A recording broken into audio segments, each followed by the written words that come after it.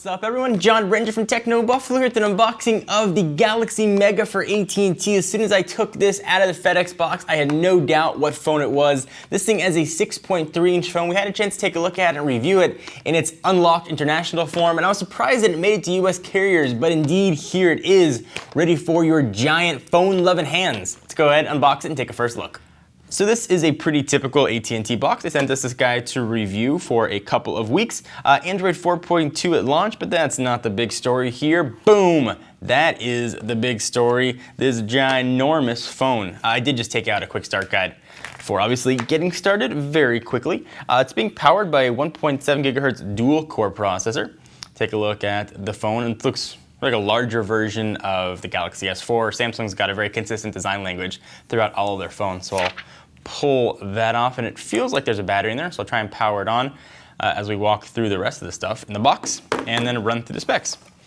Inside, we're gonna have some paperwork, never lose a photo, and looks like we got a manual in here as well and warranty guide.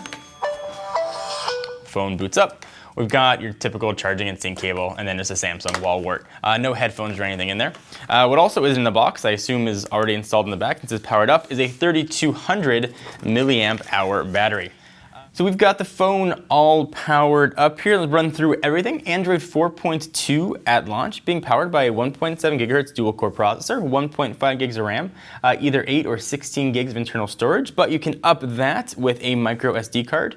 On the back, we've got an 8 megapixel camera there and a 1.9 megapixel shooter right on the front. 802.11 ABG and AC live on this guy, Bluetooth 4.0, and of course NFC. But the big story here is this 6.3-inch 1080p screen. It is a gigantic phone, and it looks and behaves just like a big Galaxy S4, or perhaps even more accurate, a bigger Galaxy S3 when you look at the spec sheet. It's a pretty impressive phone. I used it when in the international version. I enjoyed it, and it was able to fit into normal dude pants and use it just as a regular phone. I stopped using it though because it was probably a little bit on the big side.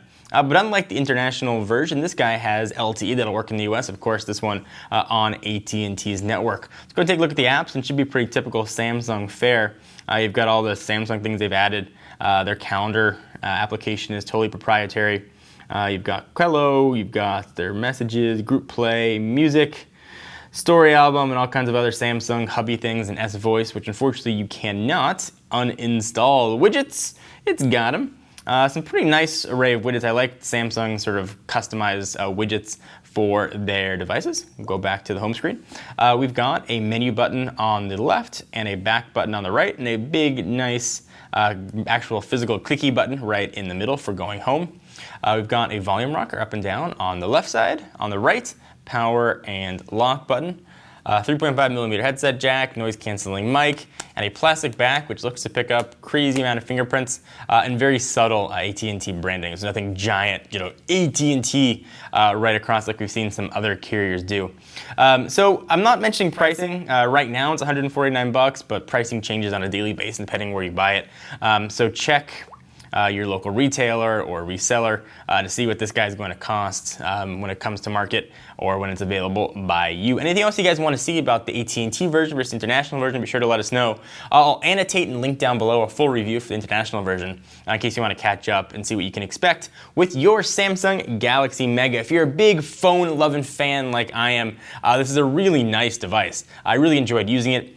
I didn't notice the 720p screen, but then again, I was coming from looking at 1080, but on a screen this size, you might be aware of it. At least take a look at it in store before you decide if you want to use it. One other weird thing we noticed with the phone when we did our review, when you hold it up to your face, not only do you look kind of silly, but the phone is so big, there's almost a bit of an echo when the words come out of your mouth. It's reflecting back in, so something a little bit odd. But this will fit in your pants. It will work as a normal phone. It will give you crazy looks when you walk by, but if you want a replacement for a tablet or just one device that can do everything, this is a really good choice. Thank you guys for watching. Hope you enjoyed. Please give the video a thumbs up. It was definitely appreciated. Until next time, I am John Ranger from Techno Buffalo, and I will see you in the next video. What's up, everyone? It's Ashley. Thanks so much for watching that most recent video. If you enjoyed it, please click on the word subscribe right underneath me to get tons of more tech videos from us here at Techno Buffalo. We have got unboxings, comparisons, reviews, recaps, and everything else you can think of here on the channel.